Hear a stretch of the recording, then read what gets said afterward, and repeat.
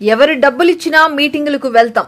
CM Jagan పై రాయిదాడి ఘటనలో వేముల దుర్గారావును అదుపులోకి తీసుకున్న పోలీసులు.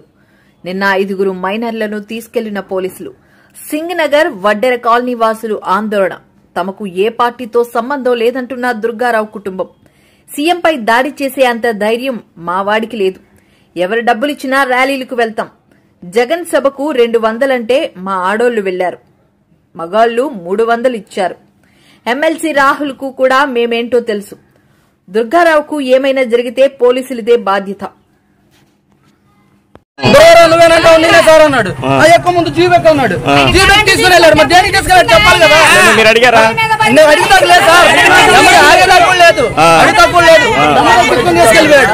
మరి ఎవరు వాళ్ళు పోలీసులా కాదా మరి తెలియాలిగా. కాన్వాయ్ కూడా పోలీస్ కాన్వాయ్ కాదు, అది పోలీస్ కాన్వాయ్ కాదు. నేను 2 పేర్లు పోలీసు మరి అక్కడ కానప్పుడు చెప్పడం అనవసరం కదా.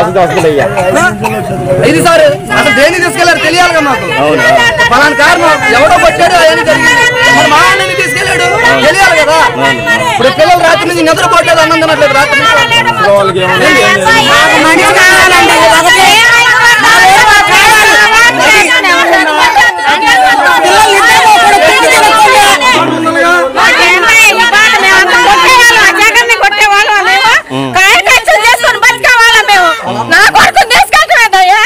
వాళ్ళ అమ్మగారు అండి మీరు?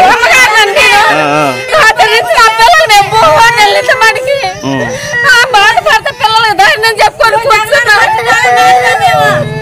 కొట్టేసుకోవాలమా ఎవరైనా ఏదైనా డబ్బులు తెచ్చుకున్నాడు బాగానే ఉంటారు.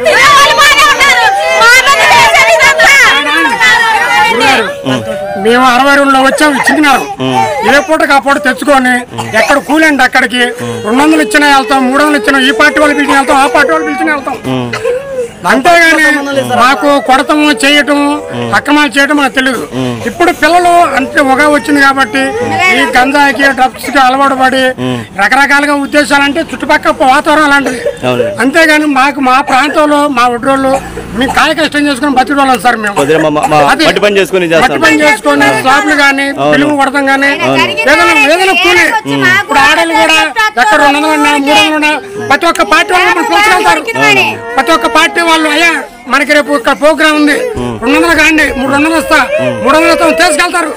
ఆడవాళ్ళు మొన్న కూడా 200 మంది ఆడవాళ్ళు తీసుకెళ్లారు మన జగన్ మీటింగ్ కి. అక్కడికి మనం అక్కడ ఇస్తారు ముందుకు కూడా తీసుకెళ్లారు. నేను వెళ్ళా శ్రీనివాస రెడ్డి గారు అంటే ఇలాగా మేము వెళ్తున్నాం. ఇక్కడ ఏ మనిషి ఎలాంటి వాడు, ఎక్కడ ఈ వ్యక్తి ఎలాంటి వాడు, ఈ ఏరియాలో ఉంటున్నారు, ఈ ఏరియాలో ఎలా అని ఆలోచించాలి కదండి. మీరు తీసుకెళ్ళారు భారీ పిల్లలకు రెస్పాన్సిబుల్ ఎవరు వెళ్ళిపోతారు. వాళ్ళకి అథారిటీ ఏంటి అయిపోతే వాళ్ళ మీద పడితే మేము వెళ్తాం. మాకు సంఘం ఉంది, మాకు ఒడ్డే సంఘం ఉంది, మాకు 4 దిక్కులు ఉన్నాయి. సింగర్ మేమందరం ఒకటయ్యి మాకు కూడా ఐక్యత ఉంటది. అక్కడ క్షేమ బాధ్యత వహించేవాడు ఇక్కడ కార్పొరేటర్తో సహా ఎమ్మెల్సీ కూడా ఉన్నాడు. ఎమ్మెల్సీ కూడా తీసుకెళ్లాడు, అక్కడి నుంచి తీసుకెళ్లారు. ఇక్కడి నుంచి